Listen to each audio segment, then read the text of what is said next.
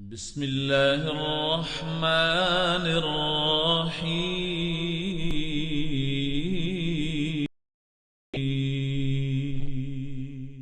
شروع اللہ کے بابرکت نام سے جو بڑا مہربان نہایت رحم والا ہے۔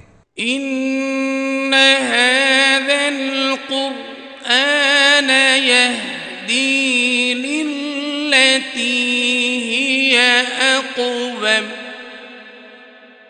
یہ قرآن بتلاتا ہے وہ راہ جو سب سے سیدھی ہے۔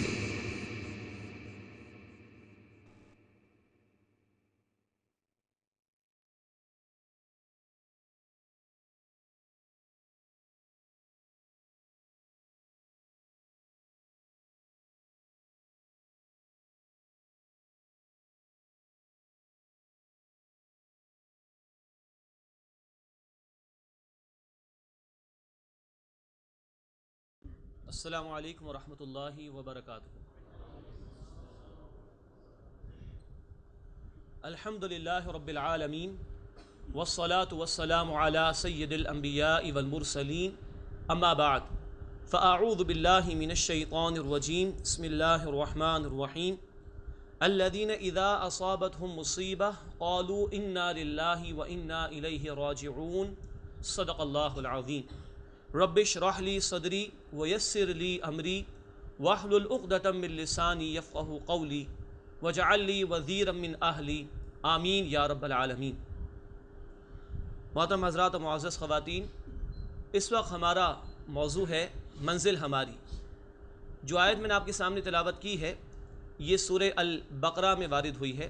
رب کائنات نے یہ بات ارشاد فرمائی اہل ایمان کی شان میں کہ جب کبھی بھی ان پر کوئی مصیبت آتی ہے، کوئی آزمائش آ جاتی ہے، تو ان کی زبان پر یہ جملہ جاری ہو جاتا ہے کہ انا للہ و انا الیہ راجعون، بے شک ہم اللہ کے ہیں اور اللہ ہی کی طرف ہمیں لوٹ کر جانا ہے۔ عموماً یہ جملہ ہمارے معاشرے میں کسی کے انتقال کے موقع پر ادا کیا جاتا ہے، یہ بھی درست ہے، لیکن ہر مصیبت جو بندہ مومن پر آئے اس پر یہ جملہ اسے کہنا چاہیے۔ رسالت مآب صلی اللہ علیہ وسلم تشریف فرما تھے، اپنے حجرے میں چراغ بجھ گیا، آپ نے فرمایا انا للہ و انا الیہ راجعون۔ حضرت عائشہ رضی اللہ عنہا نے پوچھا کہ اس پر بھی یہ جملہ؟ فرمایا کہ ہاں، مومن پر ذرا سی بھی تکلیف آئے اور وہ صبر کرے اللہ کی رضا کے لیے، جس کا ایک طریقہ اس جملے کی ادائیگی بھی ہے، تو اس پر اس کے لیے اللہ کے ہاں اجر و ثواب ہے۔ اب کیونکہ ہمارا موضوع ہے منزل ہماری، تو یہ جملہ کفایت کر جاتا ہے ہمارے اس موضوع کی وضاحت کے لیے۔ انا للہ و انا الیہ راجعون، اسی کی طرف سے آئے ہیں اور سفر اسی کی طرف جاری ہے۔ اسی کا اقرار ہر نماز کی ہر رکعت میں کر رہے ہیں، مالکی یوم الدین، وہ اللہ بدلے کے دن کا مالک ہے۔ تو یہ تو کچھ ذرا سی وضاحت آپ کے سامنے آ گئی کہ ہمارا موضوع دراصل کیا ہے۔ اپنے اس سفر کو ہمیں سمجھنے کی کوشش کرنی ہے۔ وہ آغاز تو کہیں شاید لاکھوں کروڑوں سال پہلے ہوا ہو، وہ عالم ارواح میں ہماری روحوں کا پیدا کیا جانا۔ سورۃ الاعراف آیت نمبر 172 میں اس کی طرف اشارہ بھی ہے۔ اللہ نے سارے انسانوں کی روحوں کو پیدا کیا اور اپنے رب ہونے کا اقرار کرا لیا۔ ہمیں یاد نہ ہو شاید، لیکن اسی یاد دہانی کے لیے ہمارے اندر ہماری فطرت میں اللہ کا تعارف موجود ہے۔ اسی یاد دہانی کے لیے اللہ نے عقل، شعور عطا کیا۔ اسی یاد دہانی کے لیے اللہ نے وہ فیکلٹی، صلاحیت عطا کی، سننے کی، دیکھنے کی، تاکہ ان کو استعمال کر کے رب کائنات کو پہچانا جائے۔ اور آسانی اللہ تعالیٰ نے یہ فرما دی کہ اسی سبق کی یاد دہانی کے لیے کتابوں کو بھی بھیجا اور رسولوں کو بھی۔ تو آغاز زندگی تو وہاں سے ہوا لاکھوں کروڑوں برس پہلے، لیکن اس پورے سفر کا اہم ترین حصہ یہ دنیا کی بہرحال عارضی زندگی ہے، جس میں کیے گئے اعمال کے مطابق ہی ہماری اصل زندگی، ہمارے سفر کا اہم ترین اگلا مرحلہ آخرت، اس کا انحصار ہے۔ یہاں جیسا بوئیں گے وہاں ویسا کاٹیں گے۔ فَمَن يَعْمَلْ مِثْقَالَ ذَرَّةٍ خَيْرًا يَرَهُ وَمَن يَعْمَلْ مِثْقَالَ ذَرَّةٍ شَرًّا يَرَهُ۔ ذرے کے برابر بھلائی ہوگی انسان دیکھ لے گا اسے، ذرے کے برابر برائی ہوگی انسان دیکھ لے گا اسے۔ تو بھیجا گیا اس دنیا میں بامقصد طور پر۔ قرآن نے کہا سورۃ الملک آیت نمبر 2 میں الذی خلق الموت والحیات لیبلوکم ایکم احسن عملا، اللہ نے یہ موت اور حیات کا سلسلہ اس لیے قائم فرمایا کہ اللہ تمہیں آزمائے کہ تم میں سے عمل کے اعتبار سے بہترین کون ہے۔ قلزم ہستی سے ابھرا ہے تو مانند حباب، اس زیاں خانے میں تیرا امتحان ہے زندگی۔ امتحان کے لیے بھیجے گئے۔ ایک لفظ میں ذمہ داری کیا ہے؟ عبادت کرو اللہ کی۔ سورہ الذاریات آیت نمبر 56 میں کہہ دیا گیا وَمَا خَلَقْتُ الْجِنَّ وَالْإِنسَ إِلَّا لِيَعْبُدُونَ، میں نے تمام جنات اور انسانوں کو محض اپنی عبادت کے لیے پیدا کیا۔ تو امتحان میں کامیاب وہ ہوں گے جو مقصد زندگی کو پورا کر رہے ہوں۔ ہے عارضی یہ زندگی، ابھی مختصراً مزید سمجھیں گے، لیکن ہے اہم ترین اس سفر میں کہ اگلی منزل کی تیاری کے لیے جو بھی موقع ہے وہ یہیں آنکھ بند ہونے سے پہلے ہمارے پاس، اور وہ آنکھ ابھی بھی بند ہو سکتی ہے بھائی۔ اللہ اس سے پہلے ہمیں اپنی اصل سفر اور اس سے بڑھ کر ہمیں اپنی اصل منزل کی تیاری کی توفیق عطا فرمائے۔ اب اس دنیا میں آ گئے تو ایک اٹل حقیقت جسے اللہ کا انکار کرنے والا بھی جھٹلا نہیں سکتا، وہ موت ہے۔ تو اس امتحان کا خاتمہ ہمارے اعتبار سے وہ ہماری موت ہے۔ یہ وہ اٹل حقیقت ہے کہ اللہ کو نہ ماننے والے تو بہت پیدا ہوئے ہوں گے، لیکن موت کا انکار کرنے والا ایک بھی پیدا نہیں ہوگا۔ مثلا قرآن حکیم نے کہا سورہ آل عمران آیت نمبر 185 میں کل نفس ذائقۃ الموت، ہر نفس کو موت کا مزہ چکھنا ہوگا۔ یہ الفاظ قرآن میں 3 مرتبہ آئے ہیں۔ بہرحال فرمایا کہ ہر نفس کو موت کا مزہ چکھنا ہے۔ وَإِنَّمَا تُوَفَّوْنَ أُجُورَكُمْ يَوْمَ الْقِيَامَةِ، اور تمہیں تمہارے اعمال کا پورا بدلہ عطا کیا جائے گا قیامت کے دن۔ فَمَنْ زُحْزِحَ عَنِ النَّارِ، پس جو بچا لیا گیا جہنم کی آگ سے، وَأُدْخِلَ الْجَنَّةَ، اور داخل کر دیا گیا جنت میں، فَقَدْ فَازَ، یقیناً وہ کامیاب ہو۔ اللہ ایسے کامیاب لوگوں میں ہمیں بھی شامل فرمائے۔ یہ اس رب کائنات کی نگاہوں میں کامیابی ہے جس نے کہ ہمیں پیدا کیا اور جس کے سامنے کہ ہم جواب دیں۔ دنیا والوں کے معیارات کچھ اور ہوں گے، لیکن اس کا جو کہ خالق حقیقی ہے، مالک حقیقی ہے، اس کا معیار یہ ہے کہ فَمَنْ زُحْزِحَ عَنِ النَّارِ، بس جو بچا لیا گیا جہنم کی آگ سے، وَأُدْخِلَ الْجَنَّةَ، اور داخل کر دیا گیا جنت میں، فَقَدْ فَازَ، یقیناً وہ کامیاب ہو گئے۔ وَمَا الْحَيَاةُ الدُّنْيَا إِلَّا مَتَاعُ الْغُرُورِ، اور یہ دنیا کی زندگی محض دھوکہ ہے، فریب ہے، ڈیسیٹ ہے، اس کے سوا کچھ نہیں، جس کی چمک دمک میں مبتلا ہو کر انسان اپنے سفر کی حقیقت کو بھول جاتا ہے، جس کی رنگینی میں کھو کر انسان اپنی اصل منزل کو بھلا دیتا ہے، جس کا شکار ہو کر انسان اپنے مقصد زندگی کو فراموش کر دیتا ہے۔ فرمایا وَمَا الْحَيَاةُ الدُّنْيَا إِلَّا مَتَاعُ الْغُرُورِ، یہ دنیا کی زندگی محض دھوکہ ہے، فریب ہے، اس کے سوا کچھ نہیں۔ اللہ اس دھوکے سے ہمیں محفوظ فرمائے۔ کیا ہے یہ زندگی؟ یعنی کیا ہے دنیا؟ کیا ہے اس کی رنگینی کی حقیقت؟ اللہ کے رسول صلی اللہ علیہ وسلم تشریف لے جا رہے ہیں، صحابہ کرام آپ کے ساتھ ہیں، یہ مسلم شریف کی روایت ہے۔ راستے میں کچرے کا ڈھیر پڑا ہوا ہے، تصور میں لے آئیے، گندگی، کچرا، اور وہیں پر ایک بکری کا مردار بچہ پڑا ہوا ہے، اس کا پیٹ پھولا ہوا، اس کے کان کٹے ہوئے، بڑا خوبصورت انداز اللہ کے رسول کا صلی اللہ علیہ وسلم تربیت کا۔ اے میرے صحابہ، تم میں سے کون اسے 1 درہم میں خریدنے کو تیار ہے؟ 1 درہم میں؟ کہا یا رسول اللہ ایک بھی تیار نہیں۔ اس بکری کے بچے کے کان کٹے ہوئے، اس کا پیٹ پھولا ہوا، یہ مردار کچرے کے ڈھیر پر پڑا ہوا، کاہے کا کام آئے گا ہمیں؟ کس کام آئے گا ہمیں؟ اللہ کے رسول صلی اللہ علیہ وسلم نے فرمایا جتنا یہ بکری کا مردار بچہ تمہاری نگاہوں میں کمتر ہے، حقیر ہے، ذلیل ہے، یہ دنیا اور اس کا مال و اسباب اللہ کی نگاہوں میں اس سے زیادہ کمتر، اس سے زیادہ حقیر، اس سے زیادہ ذلیل۔ یہ حقیقت ہے اس کی۔ ذرا اپنی گزشتہ زندگی پہ نگاہ اٹھا کر دیکھیے، کتنا کچھ کھا چکے کوئی حیثیت ہے آج؟ کتنا کچھ پہن چکے کوئی حیثیت ہے آج؟ کتنا کچھ بنا چکے، کما چکے، کوئی حیثیت نہیں۔ اسی طرح اللہ کے رسول صلی اللہ علیہ وسلم نے فرمایا مسند احمد کی حدیث میں، اگر اس دنیا کے مال و اسباب کی حیثیت اللہ کی نگاہوں میں مچھر کے ایک پر کے برابر بھی ہوتی تو اللہ کسی کافر کو پانی کا ایک گھونٹ بھی عطا نہ کرتا۔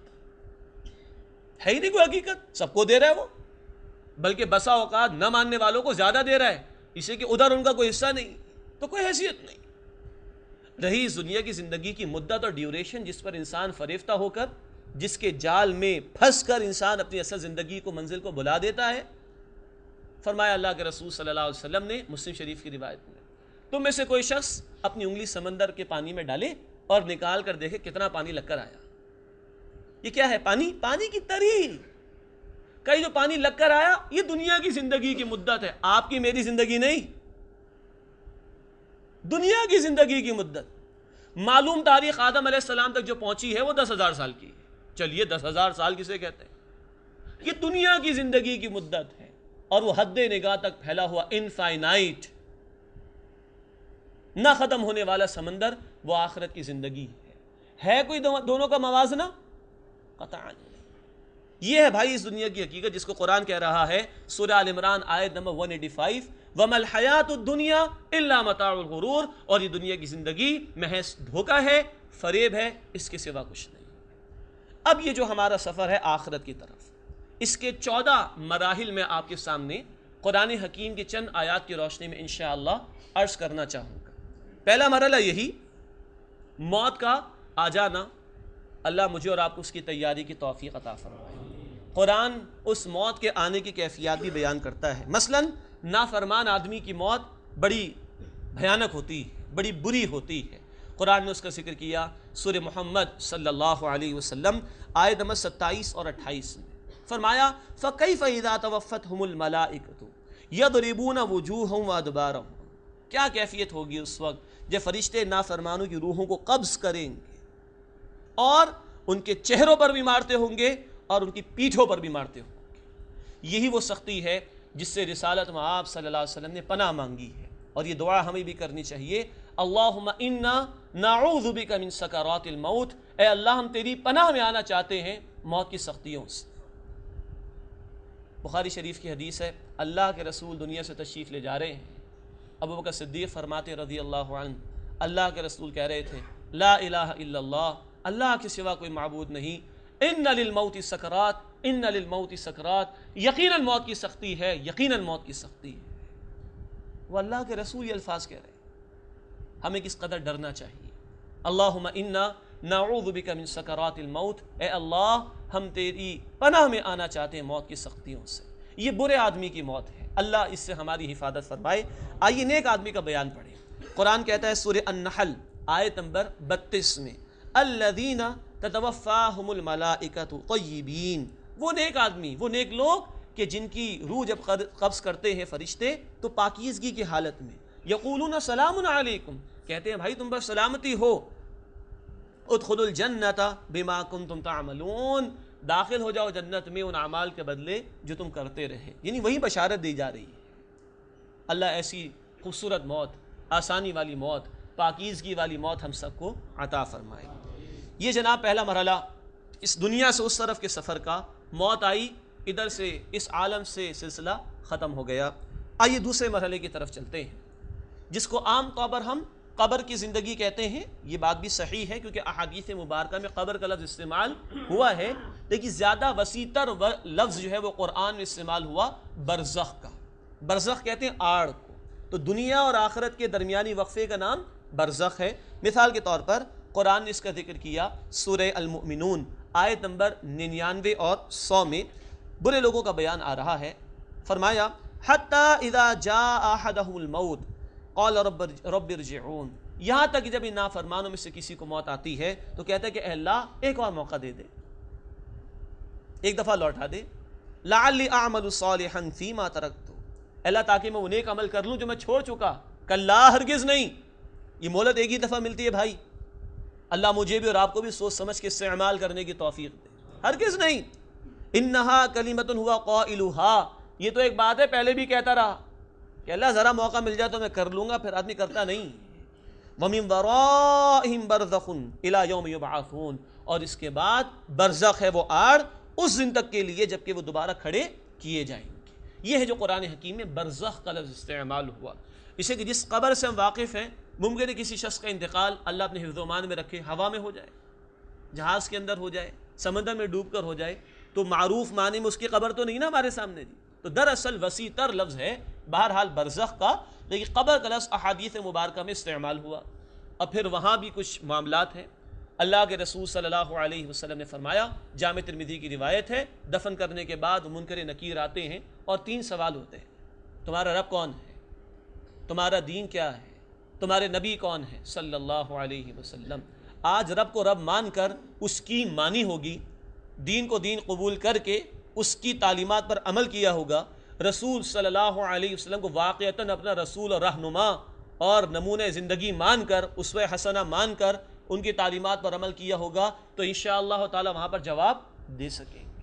اور اگر ایسا نہیں ہے تو ظاہری بات ہے کہ ایگزامینیشن ہال کے اندر بچہ انہی سوالات کے جوابات دے پاتا ہے، کوئی طالب علم انہی سوالات کے جوابات دے پاتا ہے جس کی وہ تیاری کر کے آیا ہوتا ہے. اللہ آج ہماری آنکھوں کے بند ہونے سے پہلے ان سوالات کی تیاری کی توفیق عطا فرمائے. پھر اللہ کے رسول صلی اللہ علیہ وسلم کی حدیث طویل جامع ترمذی میں کہ یہ قبر جنت کے باغیچوں میں سے ایک باغیچہ ہے یا جہنم کے گڑھوں میں سے ایک گڑھا. اور یہ وہ عذاب قبر کا معاملہ کہ اللہ کے رسول نے وہ دعائیں ہمیں سکھائی ہیں فرض نماز کے بعد، اللہم انی اعوذ بک من عذاب القبر، اے اللہ میں تیری پناہ میں آنا چاہتا ہوں قبر کے عذاب سے. آج قبر کے انکار کرنے والے بھی، یعنی اس کے عذاب کے انکار کرنے والے بھی موجود ہیں. رسالت میں آپ کی حدیث کو نہ ماننا ہو تو بحث الگ ہے، ہم تو اللہ کا شکر مانتے ہیں. یہ دعا ہمیں اپنے معمولات میں بھی شامل کرنی چاہیے. اللہم انی اعوذ بک من عذاب القبر، اے اللہ میں تیری پناہ میں آنا چاہتا ہوں قبر کے عذاب سے. یہ جناب دوسرا مرحلہ ہو گیا ہمارے سفر کا جو آخرت کی طرف چل رہا ہے، یعنی برزخ کی زندگی. اب آئیے تیسرے مرحلے کی طرف، وہ ہے وہ قیامت کا دن، قیامت کے دن کی پیشی جہاں دوبارہ کھڑا کیا جائے گا.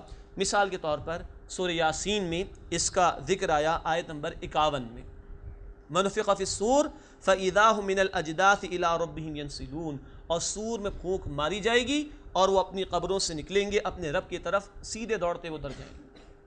یہ ہے تیسرا مرحلہ کہ روز قیامت سب کو دوبارہ زندگی عطا کی جائے گی، کھڑا کیا جائے گا. یہاں توجہ سے اس کیفیت کو سن لیجئے کہ جو ان لوگوں کی ہوگی جنہوں نے اس دنیا میں رہتے ہوئے اللہ کی کتاب کو فراموش کیا ہوگا. کچھ لوگ اندھے بنا کر کھڑے کیے جائیں گے. قرآن نے کہا سورہ طٰہٰ آیت نمبر 124، 125، 126 میں، من اعرض عن ذکری فإن له معیشة ضنکا ونحشره یوم القیامۃ اعمیٰ، جس نے میرے اس ذکر سے منہ پھیر لیا. اور اس آیت سے پہلے وحی کا ذکر ہے، مراد اب آخری وحی قرآن حکیم ہی ہوگا. جس نے میرے اس ذکر سے منہ موڑ لیا میں اس کی زندگی تنگ کر دوں گا، سکون قلب چھین لوں گا، یہ دنیا کی زندگی کا عذاب. وَنَحْشُرُهُ يَوْمَ الْقِيَامَةِ أَعْمَىٰ، اور قیامت کے دن ہم ایسے شخص کو اندھا بنا کر کھڑا کریں گے. قَالَ رَبِّ لِمَا حَشَرْتَنِي أَعْمَىٰ وَقَدْ كُنتُ بَصِيرًا، کہے گا اللہ تو نے مجھے اندھا بنا کر کیوں کھڑا کر دیا، یہ میری دنیا میں آنکھیں تھی میں خوب دیکھتا تھا. قَالَ كَذَلِكَ أَتَتْكَ آيَاتُنَا فَنَسِيتَهَا وَكَذَلِكَ الْيَوْمَ تُنسَىٰ. شدید الفاظ، اسی طرح میری آیات تیرے پاس آیا کرتی تھی، میرا کلام تجھے پیش کیا جاتا تھا، میرے دین کی میری کتاب کی طرف تجھے بلایا جاتا تھا، تو نے فراموش کر دیا، اس اگنور کر دیا، نظر انداز کر دیا، تو آج ہم بھی تجھے اپنی رحمت سے دور کر دیں گے. ایسے برے انجام سے اللہ ہماری حفاظت فرمائے، اور اللہ اپنی کتاب کو ہمیں دل کی گہرائیوں کے ساتھ ماننے، اس کی باقاعدہ تلاوت کرنے، اس کو سمجھنے، اس پر عمل کرنے اور اس کے پیغام کو دوسروں تک پہنچانے کی توفیق عطا فرمائے. یہ جناب تیسرا مرحلہ ہوا قیامت کے دن کھڑا کیے جانے کا مرحلہ. اب آئیے چوتھے مرحلے کی طرف. حشر کے میدان میں حاضری ہوگی، تمام کے تمام لوگ جن کو بھی اول و آخر پیدا کیا گیا وہ پیش کیے جائیں گے. قرآن حکیم میں سورہ الکہف میں اللہ رب العزت نے اس کی تفصیل بیان فرمائی آیت نمبر 47 اور 48 میں، وَيَوْمَ نُسَيِّرُ الْجِبَالَ، اور پہاڑوں کو ہم چلا دیں گے، اڑا کر رکھ دیں گے. وَتَرَى الْأَرْضَ بَارِزَةً، اور زمین تم دیکھو گے وہ چٹیل میدان ہو چکی ہوگی. وَحَشَرْنَاهُمْ، اور ہم سب کو جمع کریں گے. فَلَمْ نُغَادِرْ مِنْهُمْ أَحَدًا، اور کسی ایک کو بھی باقی نہیں چھوڑیں گے، ہر ایک پیش ہوگا. وَعُرِضُوا عَلَىٰ رَبِّكَ صَفًّا، اور یہ سارے کے سارے نبی صلی اللہ علیہ وسلم آپ کے رب کے سامنے صفے باندھ کر پیش کر دیے جائیں گے. کہا جائے گا لَقَدْ جِئْتُمُونَا كَمَا خَلَقْنَاكُمْ أَوَّلَ مَرَّةٍ، یقیناً تم ہمارے پاس آ چکے ہو جیسا کہ ہم نے تم سب کو پہلی مرتبہ پیدا کیا تھا. وہ پہلی مرتبہ کا ذکر میں نے ابتدا میں کیا تھا، عالم ارواح میں ساروں کو ایک وقت میں پیدا کیا گیا، اور دنیا میں ایک کے بعد دیگرے آتے چلے گئے. پہلے ہمارے پردادا آ گئے، پھر دادا آ گئے، پھر والد صاحب آ گئے، پھر ہم آ گئے، اب ہماری اولاد آ گئی. لیکن قیامت کے دن سب کے سب لوگوں کو ایک ہی وقت میں اللہ سبحانہ و تعالیٰ جمع فرمائیں گے. یہ چوتھا مرحلہ حشر کے میدان میں پیشی کا ہو گیا. اب آئیے پانچویں مرحلے کی طرف. یہ پانچواں مرحلہ اعمال ناموں کو پیش کر دینے کا اور ان کو تقسیم کر دینے کا مرحلہ ہے۔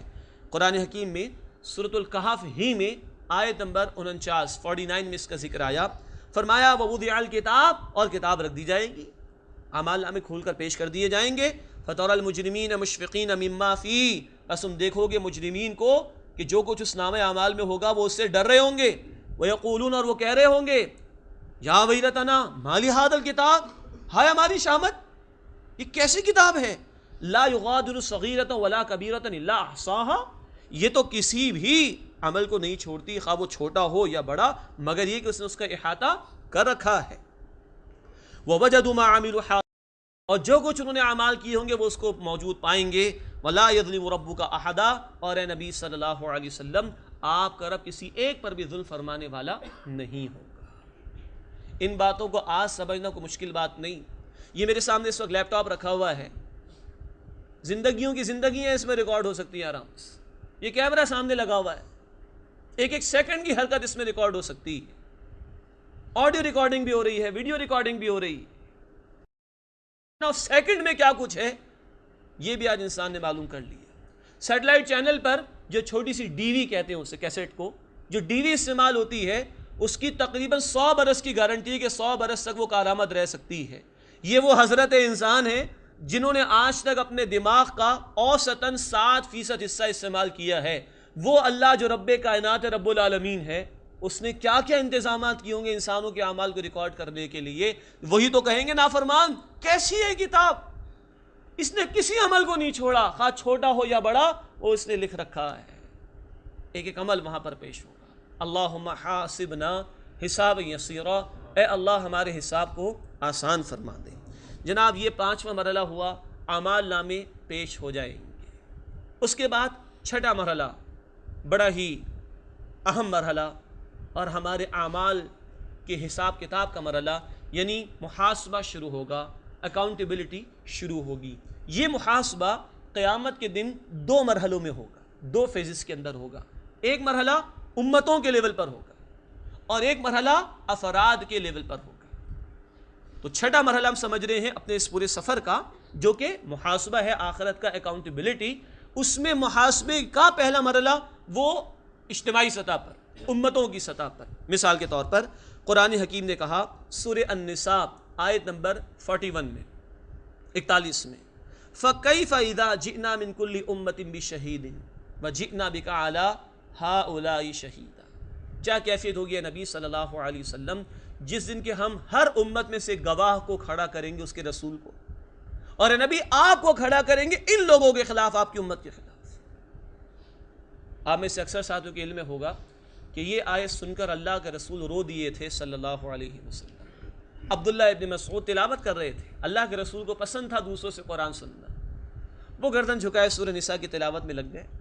جب یہ 41ویں آیت آئی تو اللہ کے رسول نے کہا حسبک حسبک، کافی ہے، بس خاموش ہو جاؤ، رک جاؤ۔ سر اٹھا کر دیکھا تو اللہ کے رسول آنکھوں سے آنسو جاری تھے۔ مجھے اپنی امت کے خلاف کھڑا ہونا ہوگا، یہ کہنا ہوگا اللہ میں نے پہنچا دیا تھا پیغام، اس کے بعد یہ ذمہ دار تھے۔ بھائی وہ تو رو دیے تھے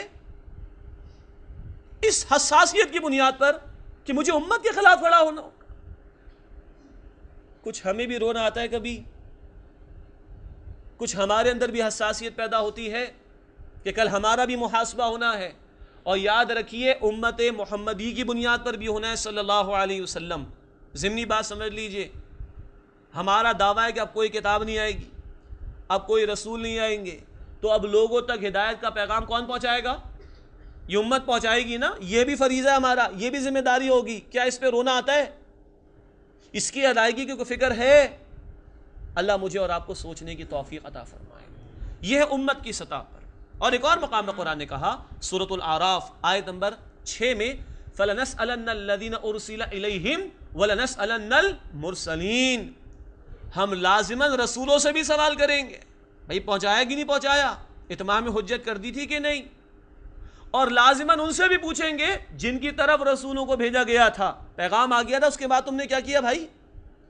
یہ ہے امتوں کی سطح پر محاسبہ، اکاؤنٹیبلٹی، اجتماعی سطح پر۔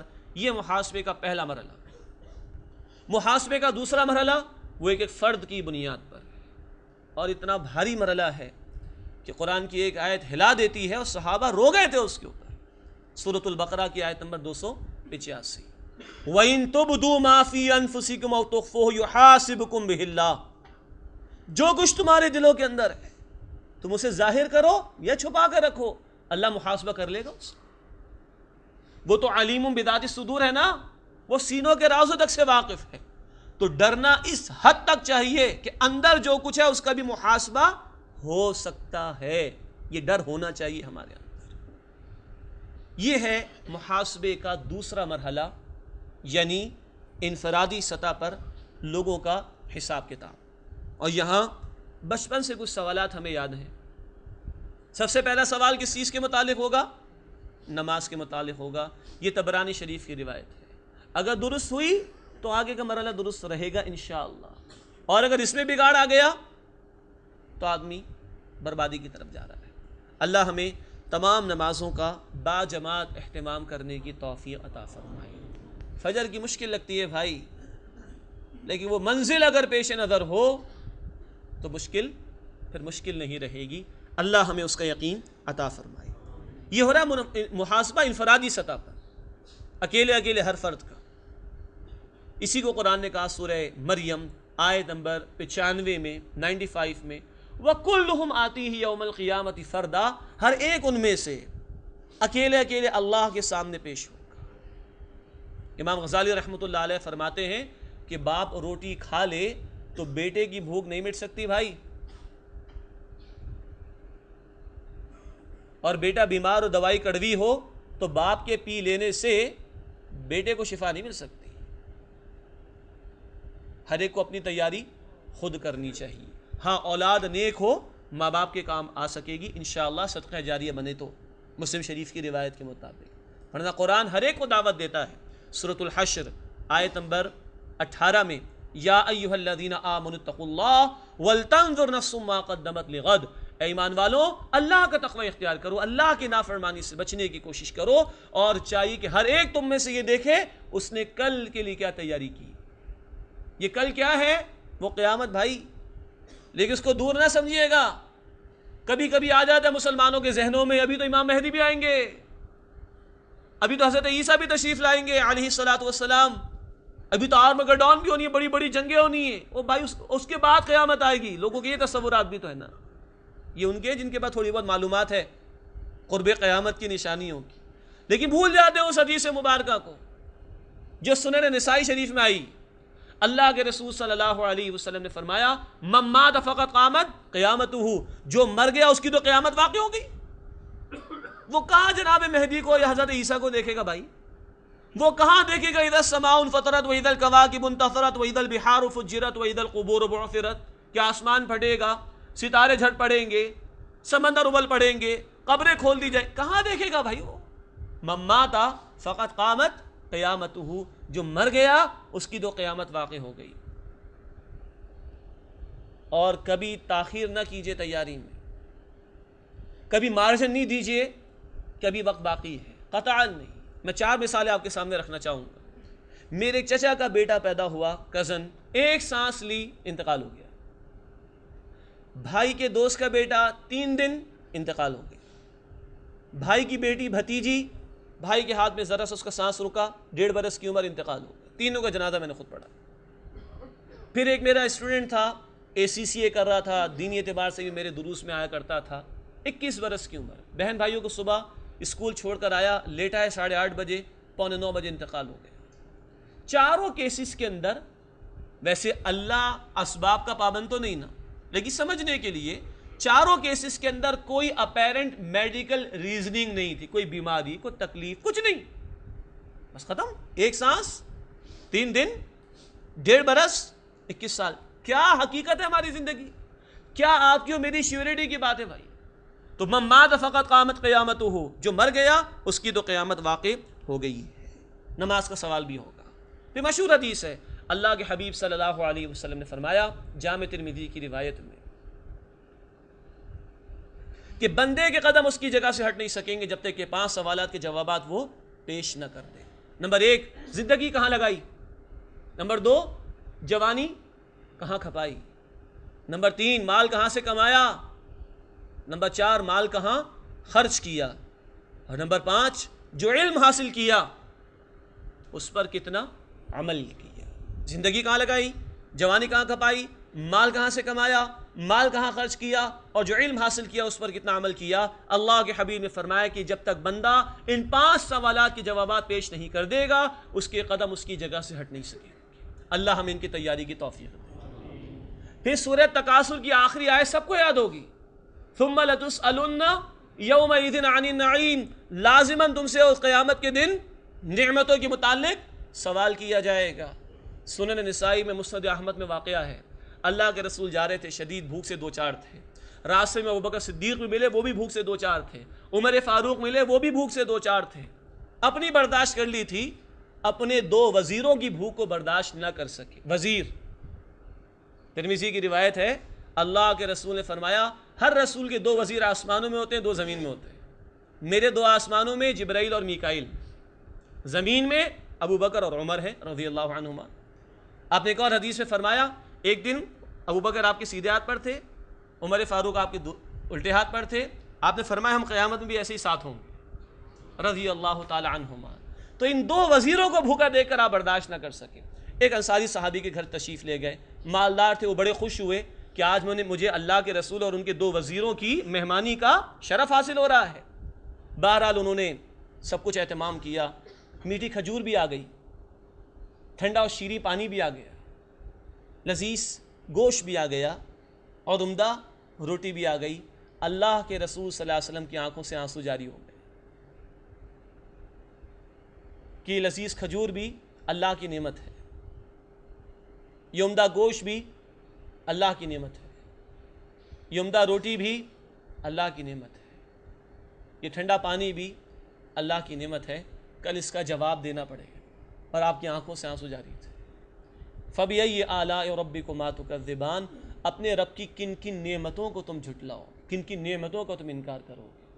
لیکن میرے بھائیو، بزرگوں اور میری بہنوں، یاد رکھیے اللہ کی سب سے بڑی نعمت نعمت ہدایت ہے۔ ہدایت ہے تو مال بھی نعمت ہے، ورنہ مال انسان کو قارون بنا دے گا۔ ہدایت ہے تو اقتدار بھی نعمت ہے، اختیار بھی نعمت ہے، ورنہ وہ اقتدار اور وہ اختیار انسان کو فرعون بنا سکتا ہے۔ اس نعمت کا بھی جواب دینا ہے کہ نہیں دینا؟ قرآن اللہ کا آخری کلام، محمد صلی اللہ علیہ وسلم اللہ کے آخری رسول، دین حق کی نعمت، کتنی بڑی نعمتیں، ان کا جواب دینا ہے کہ نہیں دینا؟ کیا کیا ان کے ساتھ، میری کتاب کے ساتھ، میرے رسول کی تعلیمات کے ساتھ، میرے دین کے ساتھ؟ اللہ ہمیں تیاری کی توفیق دے۔ یہ ہے جناب 6واں مرحلہ جو میں نے آپ کے سامنے رکھا، محاسبے کا، اجتماعی سطح پر امتوں کا محاسبہ اور انفرادی سطح پر ایک ایک فرد کا محاسبہ۔ چند سوال رکھے بہت سو میں سے، نماز کا بھی 5 سوالات بھی آئے، نعمتوں کے سوالات بھی آئے، شکر اس کا ادا کرنا چاہیے، اور سب سے بڑی نعمت کتاب، اللہ کا رسول، اللہ کا دین، ان کے تقاضوں پر بھی عمل کرنے کی کوشش کرنی چاہیے۔ اب یہاں ہم اپنے اس لیکچر میں ایک ذرا سی جدت پیدا کرنے کی کوشش کر رہے ہیں۔ جو موضوع چل رہا ہے اسی موضوع کے حوالے سے بڑی خوبصورت ایک نظم ہے جو انشاءاللہ ہم سنیں گے ابھی، اور میں امید کرتا ہوں کہ جو اب تک گفتگو ہوئی اور جو اس کے بعد ہوگی اس کا ایک بہت خوبصورت تاثر چند اشعار کی صورت میں آپ کے سامنے آ سکے گا۔ آئیے اب اس کی سماعت کی طرف ہم انشاءاللہ چلتے ہیں۔ حضرت ابو سعید خدری رضی اللہ تعالیٰ عنہ سے روایت ہے کہ رسول اللہ صلی اللہ علیہ وسلم ایک دن نماز کے لیے گھر سے مسجد تشریف لائے تو آپ نے لوگوں کو اس حال میں دیکھا کہ گویا وہاں مسجد ہی میں وہ کھلکھلا کر ہنس رہے ہیں، اور یہ حالت علامت تھی غفلت کی، زیادتی کی۔ اس لیے رسول اللہ صلی اللہ علیہ وسلم نے ان کی اس حالت کی اصلاح کے لیے ارشاد فرمایا کہ میں تمہیں بتاتا ہوں کہ اگر تم لذتوں کو توڑ دینے والی موت کو زیادہ یاد کرو تو وہ تمہیں اس غفلت میں مبتلا نہ ہونے دے، لہٰذا موت کو زیادہ یاد کیا کرو۔ اس حدیث کو امام ترمذی نے نقل کیا۔ پہلے تو یہ سوچئے میں کس قدر بیمار ہوں، پہلے تو یہ سوچئے میں کس قدر بیمار ہوں، اور پھر مرنے کو گویا اب تو میں تیار ہوں، اور پھر مرنے کو گویا اب تو میں تیار ہوں۔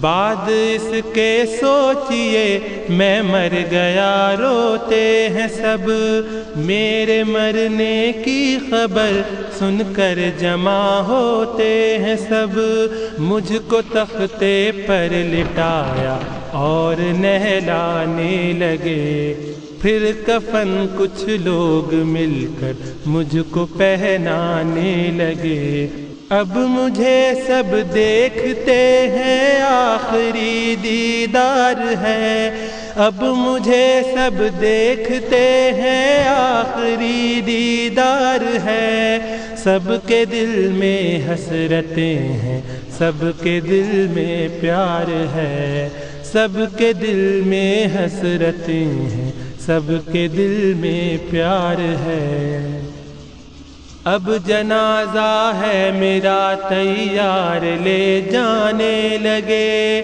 اہل خانہ کو میرے کچھ لوگ بہلانے لگے، لا کے میت کو میری مسجد کے باہر رکھ دیا، اور پھر میرا جنازہ سب نے مل کر پڑھ لیا، اب مجھے کچھ لوگ قبرستان لے جانے لگے، پھر وہ قبرستان پہنچ کر مجھ کو دفنانے لگے، کل تک اپنے تھے جو وہ آج بیگانے لگے، جب اندھیرے میں مجھے سب چھوڑ کر جانے لگے، قبر میں اب میں ہوں تنہا، پاس ہے منکر نکیر، جانب حق سے یہ گویا آئے ہیں بن کر سفیر، اب انہوں نے جو کیا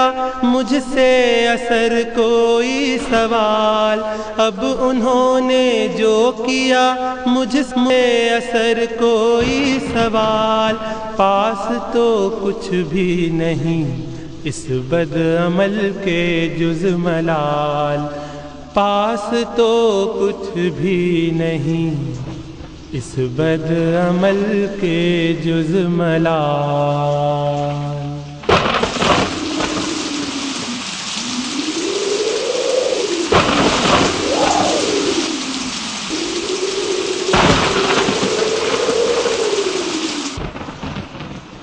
پھر یہ سوچیں حشر کا میدان قائم ہو گیا، روز محشر عدل کا میزان قائم ہو گیا، میں کھڑا ہوں ایک طرف ہے خوف سے حالت بری، کیا دکھاؤں گا میں صورت ہے میری سیرت بری، غیب سے اتنے میں ایک آواز آتی ہے مجھے، ذات اس قہار کی جیسے بلاتی ہے مجھے، آ ادھر آ بد عمل تیرا بھی اب لے لوں حساب، آ ادھر آ بد عمل تیرا بھی اب لے لوں حساب، کھولنا لائق ذرا اعمال کی اپنی کتاب، کھولنا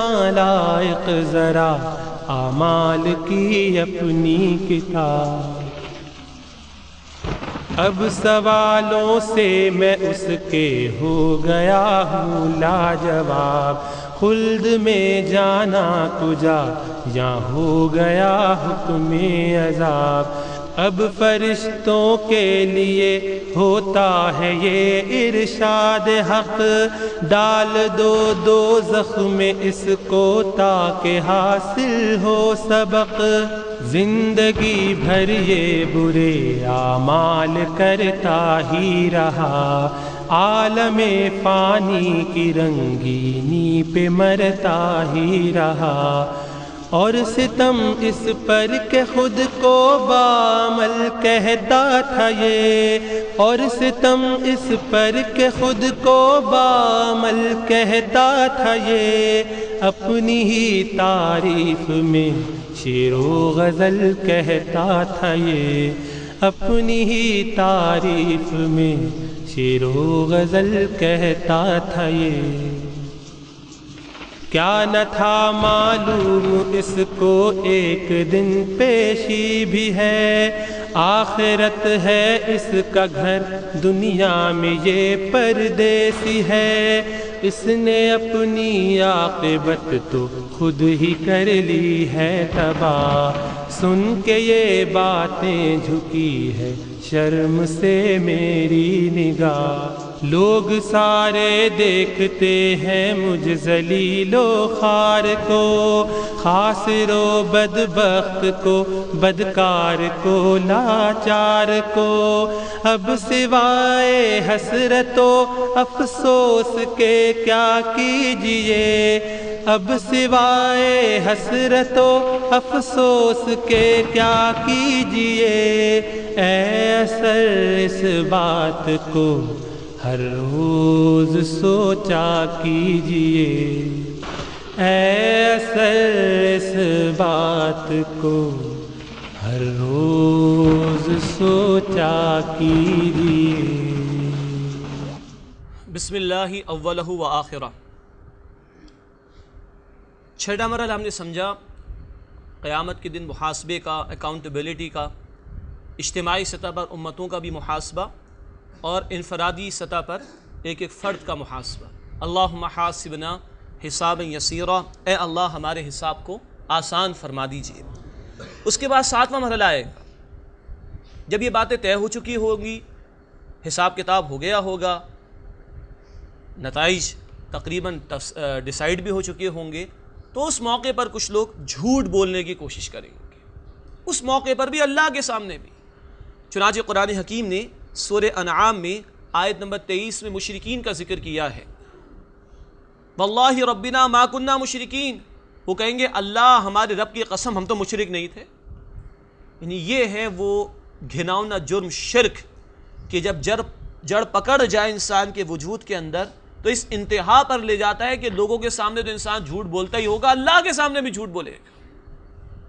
اور اسی طرح کا بیان قرآن حکیم میں جھوٹ بولنے کا منافقین کے حوالے سے بھی آیا ہے، سورۃ المجادلہ آیت نمبر 18 میں، یوم یبعثہم اللہ جمیعا فیحلفون لہ کما یحلفون لکم، مسلمانوں جس دن اللہ نے دوبارہ کھڑا کرے گا تو جیسے تمہارے سامنے جھوٹی قسمیں کھاتے تھے اپنے ایمان کا دعویٰ کرنے کے لیے، اللہ کے سامنے بھی جھوٹی قسمیں کھائیں گے اپنے ایمان کے دعوے کے لیے۔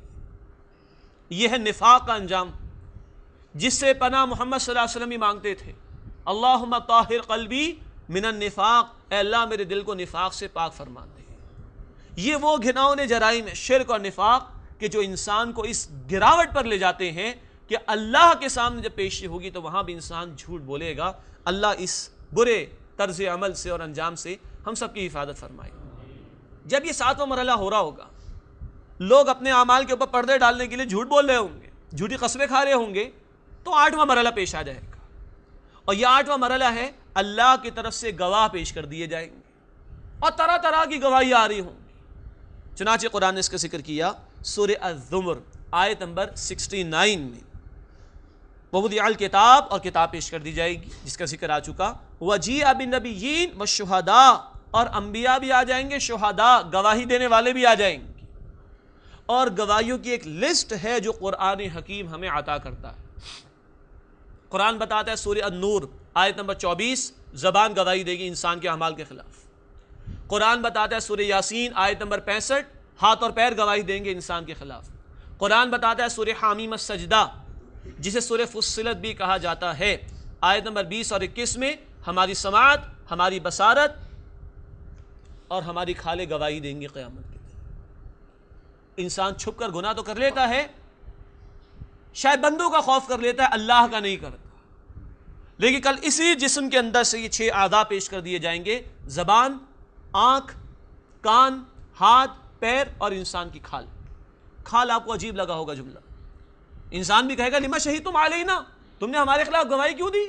قالوا، وہ کھالیں جواب دیں گی، انطقنا اللہ الذی کل شیء انطقنا اللہ الذی انطق کل شیء، اس اللہ نے ہمیں قوت گویائی بولنے کی صلاحیت دی جس نے ہر شے کو بولنے کی صلاحیت عطا فرما دی۔ یہ کھال کل گواہی دے گی، کہاں بچ سکتا ہے انسان؟ 6 گواہیاں ہو گئیں۔ پھر کرامن کاتبین یعلمون ما تفعلون، سورہ انفطار میں الفاظ آتے ہیں آیت نمبر 10 اور 11 میں، یہ معزز لکھنے والے یہ گواہی دیں گے کل تمہارے خلاف، ان کا لکھا ہوا پیش کر دیا جائے گا۔ قرآن کہتا ہے سورہ زلزال میں یومئذ تحدث اخبارها، یہ زمین کل خبریں بیان کرے گی لوگوں کے اعمال، اعمال نامہ وہ بھی ایک گواہی، وہ آ چکا پہلے۔ اور سب سے بڑی گواہی کس کی ہے؟ خود اللہ سبحانہ و تعالیٰ کی، انہ علیم بذات الصدور، وہ اللہ یقیناً سینوں کے رازوں تک سے واقف۔ کہاں بچ سکتے؟ اللہم حاسبنا حسابا یسیرا، اے اللہ ہمارے حساب کو آسان فرما دے۔ یہ ہو گیا 8واں مرحلہ جناب، کہ جب 7ویں مرحلے میں لوگوں نے جھوٹ بولنا شروع کرنے کی کوشش کرنی شروع کی ہوگی تو اللہ سبحانہ و تعالیٰ کی طرف سے گواہی پیش کر دی جائے گی۔ یہ گواہوں کا ایک طویل سلسلہ جو وہاں پر پیش کر دیا جائے گا۔ اس کے بعد 9واں مرحلہ ہے، جیسا کہ دنیا میں بھی ہوتا ہے کہ مجرم پیسہ دے کر کبھی چھوٹ جاتے ہیں، فون کروا کر چھوٹ جاتے ہیں، ملک سے باہر جا کر چھوٹ جاتے ہیں، بچ جاتے ہیں، اپنے تعلقات استعمال کر کے بچ جاتے ہیں، وغیرہ وغیرہ۔ اللہ کے تو یہ معاملہ نہیں ہو سکتا۔ اس دن بھی کوئی چاہے گا اگر، تو آج اس دنیا میں رہتے ہوئے اللہ نے اپنے کلام میں واضح فرما دیا۔ مثال کے طور پر سورہ البقرہ آیت نمبر 123 میں ذکر آ گیا، وَاتَّقُوا يَوْمًا لَا تَجْزِي نَفْسٌ عَن نَفْسٍ شَيْئًا وَلَا يُقْبَلُ مِنْهَا عَدْلٌ وَلَا تَنْفَعُهَا شَفَاعَةٌ وَلَا هُمْ يُنصَرُونَ۔ اے لوگو ڈرو اس دن سے جس دن کوئی انسان کسی دوسرے انسان کے، کوئی نفس کسی دوسرے نفس کے کام نہیں آئے گا، نہ کسی سے کوئی فدیہ قبول کیا جائے گا، نہ کوئی جھوٹی سفارش چل سکے گی، نہ کوئی کسی کی مدد کر سکے گا۔ یہ سارے چور دروازے ہیں جن پر تالے لگا کر ہر انسان کو اس کی عدالت میں خود پیش کیا جائے گا۔ جھوٹ بولے گا، یہ گواہیاں پیش کر دی جائیں گی۔ اللہ العدل ہے، العادل ہے، وہاں انصاف نہیں ہوگا، وہاں جسٹس نہیں ہوگا تو پھر کہاں ہوگا آخر؟ تو کوئی انسان کسی دوسرے انسان کے کام نہیں آئے گا، کوئی فدیہ قبول نہیں کیا جائے گا، کوئی سفارش کام نہیں آئے گی، کوئی کسی کی مدد نہیں کر سکے گا۔ 6 مرتبہ قرآن کہتا ہے اللہ تزر وازرۃ وزر اخری، کوئی بوجھ اٹھانے والا کسی دوسرے کا بوجھ نہیں اٹھائے گا۔ لیکن محترم سامعین، اس موقع پر ایک اور شدید مرحلہ ہے جو پیش آئے گا۔ اسی 9ویں مرحلے کے اندر لوگ بھاگنا چاہیں گے، بچنا چاہیں گے، کیا کچھ کرنے کو تیار ہوں گے۔ سورہ المعارج کی آیات شدید ترین اس معاملے میں، آیت نمبر 11 سے 17 میں، یود المجرم لو یفتدی من عذاب یومئذ ببنیہ وصاحبتہ واخیہ وفصیلتہ التی تؤویہ ومن فی الارض جمیعا ثم ینجیہ کلا انہا لظی نزاعۃ للشوی تدعو من ادبر وتولی وجمع فاوعی۔ مجرم چاہے گا فدیے میں دے دے عذاب جہنم سے بچنے کے لیے اپنے بیٹے کو، اپنی بیوی کو، اپنے بھائی کو، اور اپنے خاندان کو جو اس کو سپورٹ کرتا تھا، حمایت کرتا تھا خاندان اس کا، اور جو کچھ زمین میں سب کچھ دے کر چاہے گا وہ بچا لیا جائے۔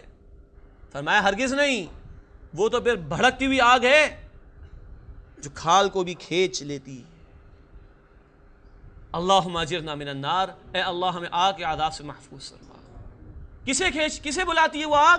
تدعو من ادبر وتولی، پیٹ پھیر گیا، رخ پھیر گیا، نافرمانی کر گیا، دنیا کے مزوں میں موجود رہا، مشغول رہا، اللہ کو بھلا دیا، اپنی اصل منزل کو بھلا دیا۔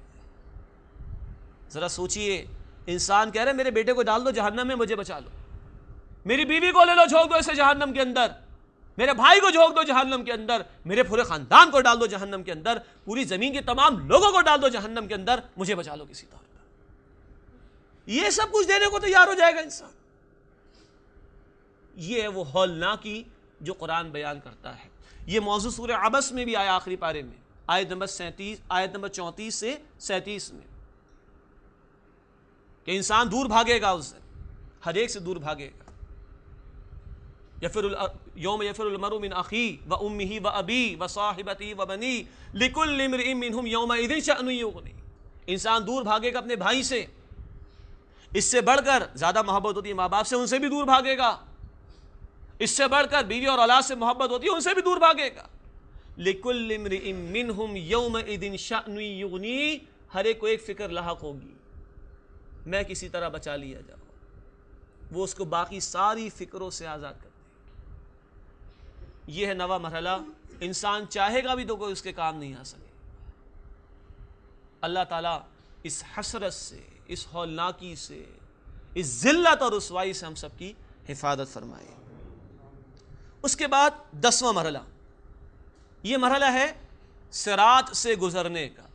عام طور پر ہم اردو میں اسے پلے صراط کہہ دیتے ہیں. یہ پلے صراط عربی کا لفظ ہو ہی نہیں سکتا کہ پے عربی میں ہے ہی نہیں. ٹھیک ہے جی. الصراط ہے راستہ، جس کو عام طور پر ہم پل، پھر وہ پل سے اور تصورات ہمارے ذہنوں میں آتے ہیں، لیکن بہرحال یہ الصراط سے گزرنا ہوگا. یہ 10واں مرحلہ ہے. قرآن حکیم میں اس کی طرف اشارہ کیا گیا ہے، احادیث مبارکہ میں اس کی تفصیل بیان کی گئی ہے. مثال کے طور پر قرآن حکیم میں سورۃ الحدید آیت نمبر 12 اور 13 میں اللہ نے اہل ایمان کا ذکر کیا.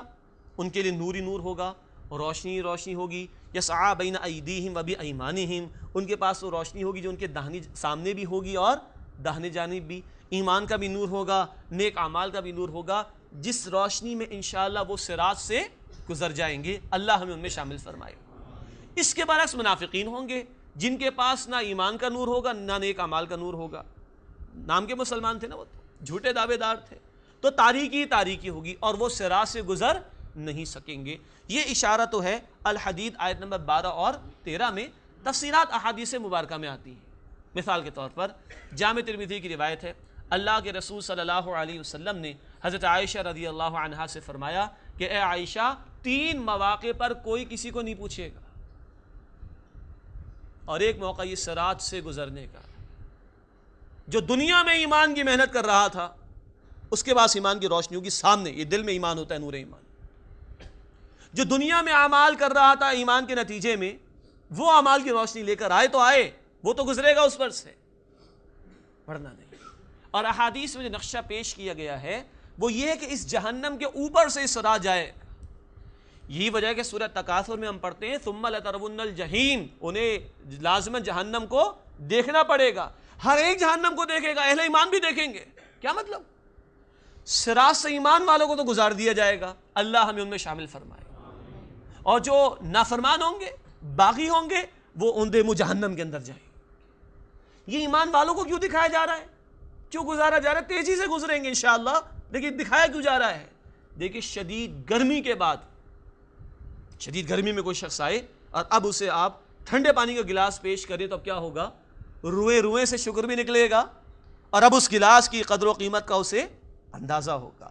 تو ایمان والوں کو بھی پتہ چلے کہ دور سے دیکھ لو کتنی بڑی ہولناکی سے اللہ نے تمہیں بچا کر اپنی رضا کے مقام جنت میں داخل کیا. یہ ہے جناب 10واں مرحلہ، صراط سے گزرنے کا مرحلہ. عام طور پر ہم اسے پلے صراط کہتے ہیں، لیکن صحیح تر اصطلاح الصراط ہے، راستے سے گزرنا. جو نقشہ احادیث مبارکہ میں آیا وہ میں نے عرض کیا کہ جہنم کے اوپر سے جائے گا. یہاں سے گزرنے کے لیے ہر ایک کو ایمان اور اعمال صالحہ کی محنت اس دنیا میں کرنی ہے. اللہ ہمیں اس کی توفیق عطا فرمائے. یہ مہلت ہے، ابھی اس سے کسی نے فائدہ نہ اٹھایا تو وہاں تاریکیاں تاریکیاں ہوں گی، آدمی گزر نہیں سکے گا، سیدھا جہنم کے اندر جا رہا ہوگا. اس کے بعد 11واں مرحلہ یہ ہے نافرمانوں کا جہنم کی طرف جانا. مثال کے طور پر قرآن حکیم نے سورہ الزمر آیت نمبر 71 اور 72 میں اس کی تفصیل بیان فرمائی. وَسِيقَ الَّذِينَ كَفَرُوا إِلَى جَهَنَّمَ زُمَرًا، اور کفر کرنے والوں کو گروہ در گروہ جہنم کی طرف لے جایا جائے گا. حَتَّى إِذَا جَاءُوهَا فُتِحَتْ أَبْوَابُهَا، جب وہاں پہنچیں گے تو اس کے دروازے کھولے جائیں گے. وَقَالَ لَهُمْ خَزَنَتُهَا، اس کے داروغہ جہنمیوں سے پوچھیں گے أَلَمْ يَأْتِكُمْ رُسُلٌ مِّنكُمْ يَتْلُونَ عَلَيْكُمْ آيَاتِ رَبِّكُمْ، کیا تمہارے پاس تمہیں میں سے رسول نہیں آئے، تم پر تمہارے رب کی آیات کی تلاوت کرتے تھے. وَيُنذِرُونَكُمْ لِقَاءَ يَوْمِكُمْ هَذَا، اور اس دن کے آنے سے خبردار کیا کرتے تھے. قالوا بلا، وہ کہیں گے ہاں ہاں ضرور رسول آئے، ضرور انہوں نے خبردار کیا. ولیکن حقت کلمۃ العذاب علی الکافرین، لیکن عذاب کا فیصلہ تو صادر ہو جائے گا کفار کے اوپر. اس دن ماننے کا کوئی فائدہ ہے؟ کوئی فائدہ نہیں. ماننے تو آج مانو تاکہ عمل ہو سکے. اور بھائی دیر نہ کرنی چاہیے ماننے کے اندر.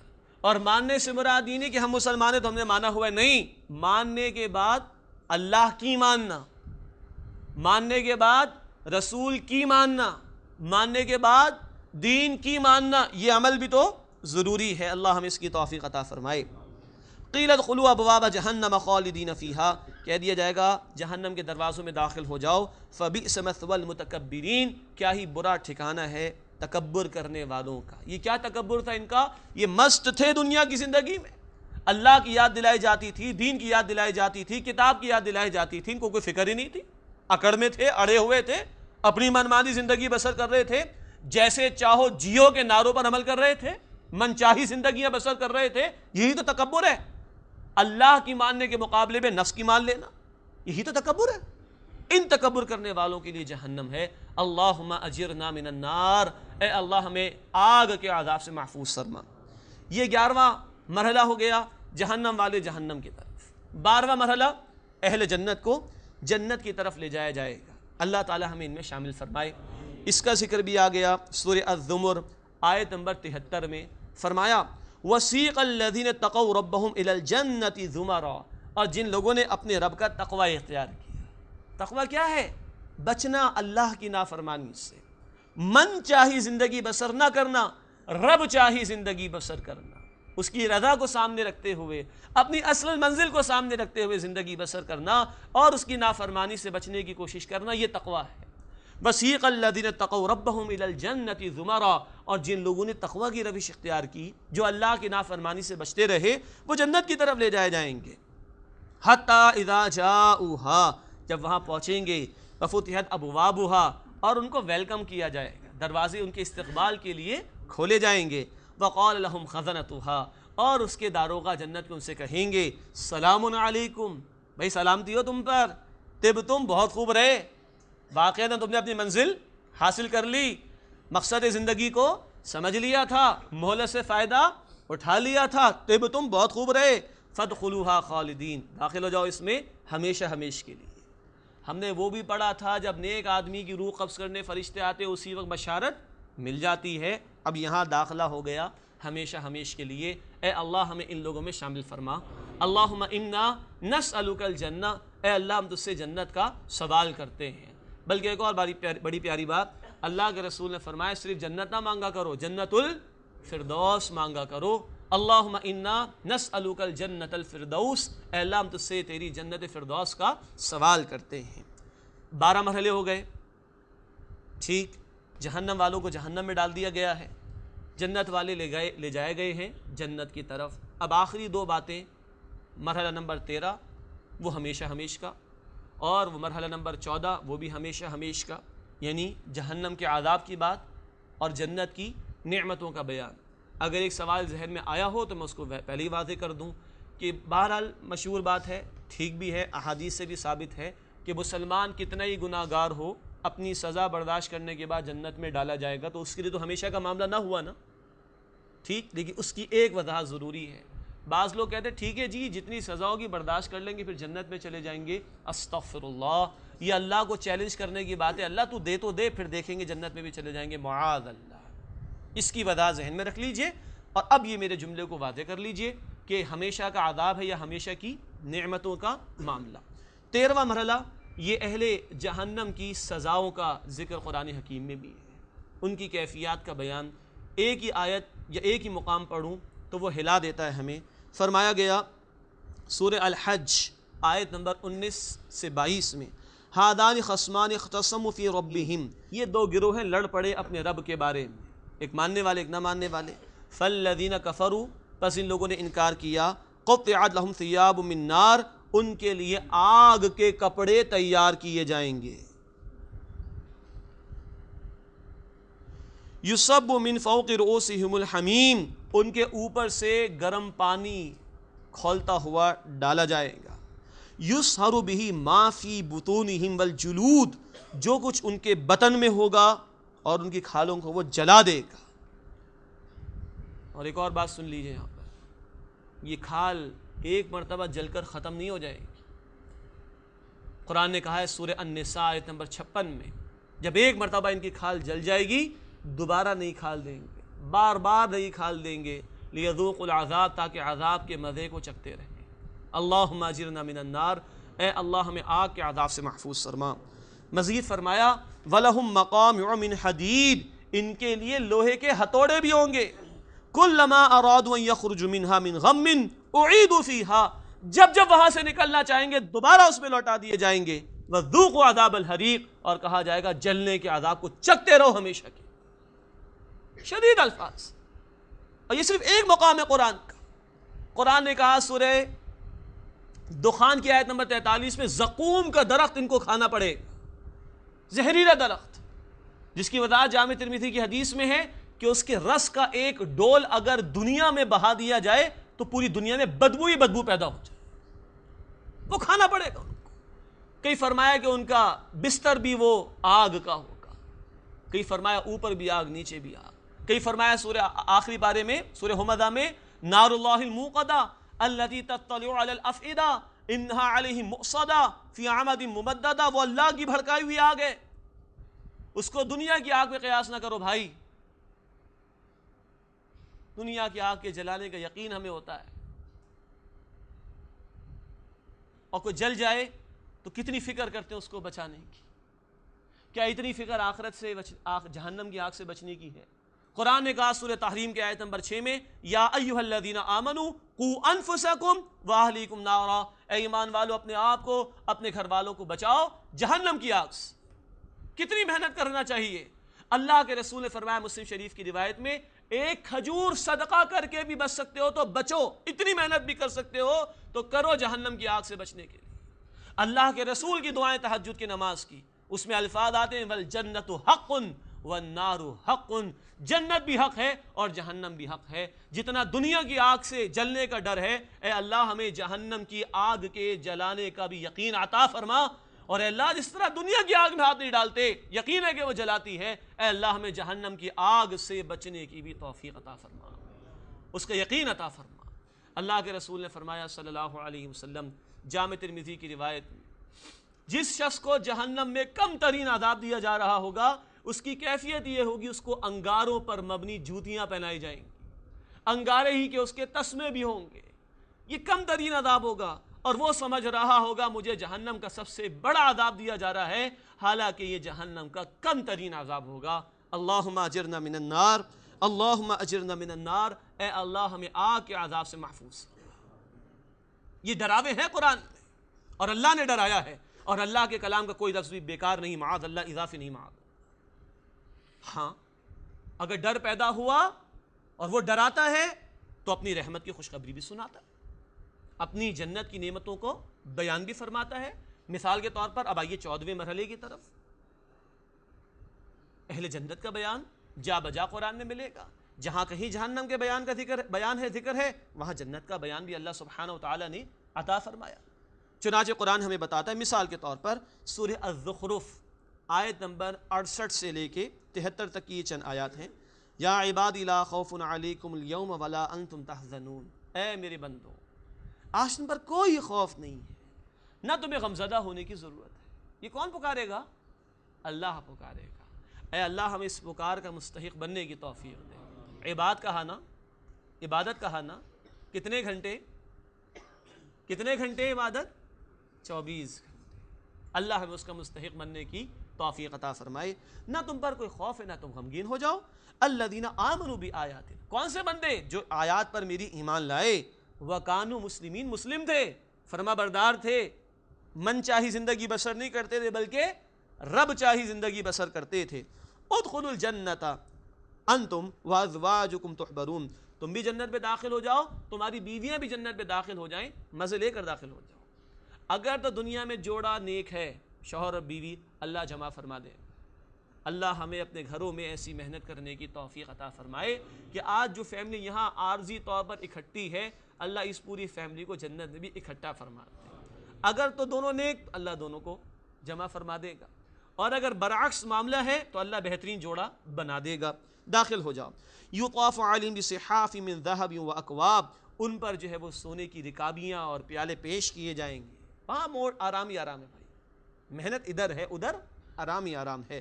وفیہا ما تشتہیہ الانفس، وہاں وہ کچھ ہوگا جو ان کے جی چاہیں گے۔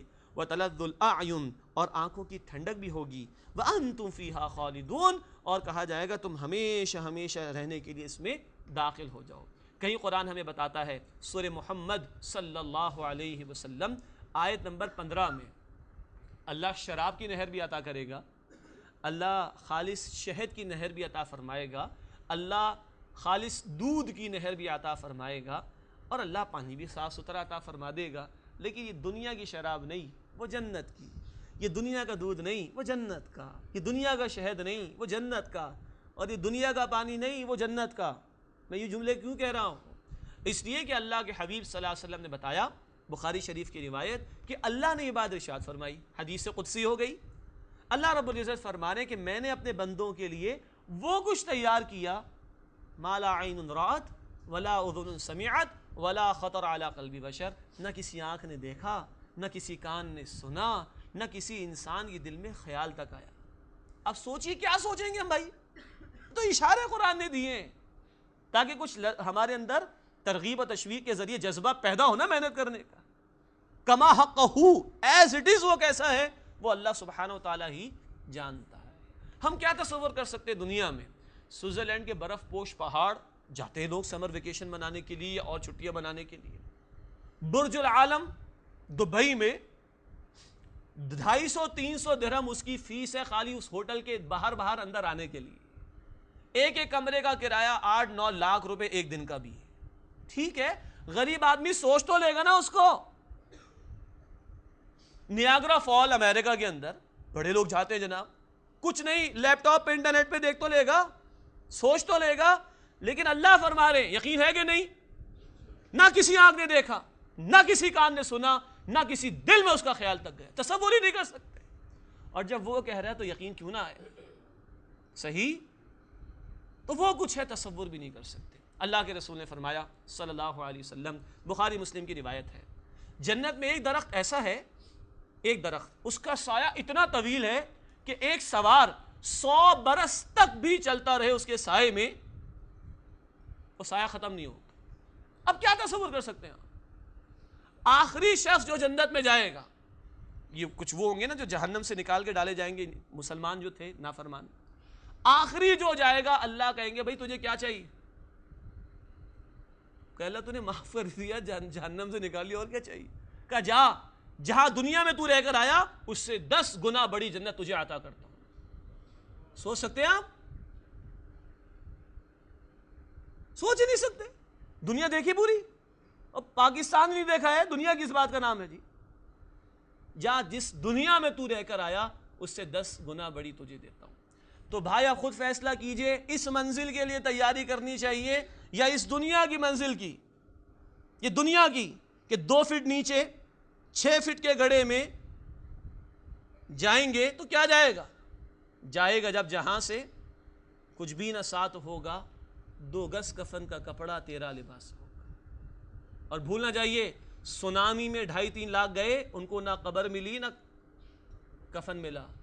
8 اکتوبر کے زلزلے میں جو ہمارے مسلمان بھائی گئے، نہ قبر ملی، نہ جنازہ، نہ کفن کا معاملہ ہوا. یہ بھی نہیں جاتا پھر تو 2 گز کفن بھی شاید نہ جا سکے. یہ ہے 14واں مرحلہ. اللہ ہمیں اس کا یقین عطا فرما دے. آخری ایک حدیث سنا رہا ہوں مسلم شریف کی. اللہ کے حبیب صلی اللہ علیہ وسلم نے دونوں کا ذکر کر دیا، جنت کا جہنم کا. ایک شخص اللہ کے دربار میں پیش ہوگا، دنیا میں بڑی عیاشی اس نے کی، بڑی راحت، بڑی آسانی، بڑا سکون دیکھا، آرام ہی آرام، لیکن تھا اللہ کا نافرمان، عیاشی میں لگا رہا، مست رہا. اللہ فرشتے کو حکم دیں گے اسے لے کے جاؤ اور جہنم کا ایک غوطہ ڈپ دے کر لے آؤ. فرشتہ لے آئے گا. اللہ پوچھیں گے بتاؤ تم نے دنیا میں کوئی سکون دیکھا، کوئی راحت دیکھی، کوئی آسانی دیکھی؟ وہ کہے گا اللہ تیری ذات کی قسم کوئی آسانی نہیں دیکھی، کوئی سکون نہیں دیکھا، کوئی راحت کبھی نہیں دیکھی. یہ ایک غوطہ دیا جہنم میں تو دنیا کی ساری لذتوں کو انسان بھول جائے، ساری عیاشیاں بھول جائے. ایک دوسرا پیش ہوگا، اللہ کا مومن بندہ، فرما بردار، تقوی اختیار کرنے والا، آخرت کی منزل کو سامنے رکھ کر زندگی بسر کرنے والا، لیکن دنیا میں تنگ دست، مصائب، پریشانیاں، مشکلات آتی ہیں اللہ کے راستے میں، اس سے گزر کر آیا ہوگا. اللہ فرشتے سے کہیں گے جاؤ اسے لے کر، اور جنت میں غوطہ دے کر بس لے کر آ جاؤ. فرشتہ لے آئے گا. اب اللہ پوچھیں گے اس بندے سے تم نے دنیا میں کوئی تکلیف دیکھی، کوئی مصیبت آئی کبھی؟ کوئی آزمائش آئی؟ کوئی پریشانی آئی؟ کوئی مسئلہ ہوا کبھی؟ اے اللہ تیری ذات کی قسم کوئی تکلیف نہیں دیکھی، کوئی مصیبت نہیں دیکھی، کوئی پریشانی نہیں آئی، کوئی مسئلہ ہی کبھی نہیں ہوا۔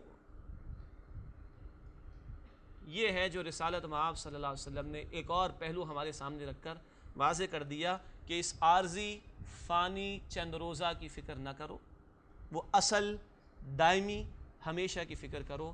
انا للہ و انا الیہ راجعون، اللہ ہی کے ہیں، اسی کی طرف سے آئے، اسی کی طرف لوٹ کر جانا ہے۔ یہ سفر ہمارا جاری ہے، مہلت ابھی باقی ہے، نہ جانے کب وقت آ جائے اور یہ آنکھیں بند ہو جائے۔ اللہ سبحانہ و تعالیٰ اس آنکھوں کے بند ہونے سے پہلے اس اصل منزل کی تیاری کی توفیق ہمیں عطا فرمائے، آمین یا رب العالمین۔ وآخر دعوانا ان الحمد للہ رب العالمین۔ جزاکم اللہ خیر۔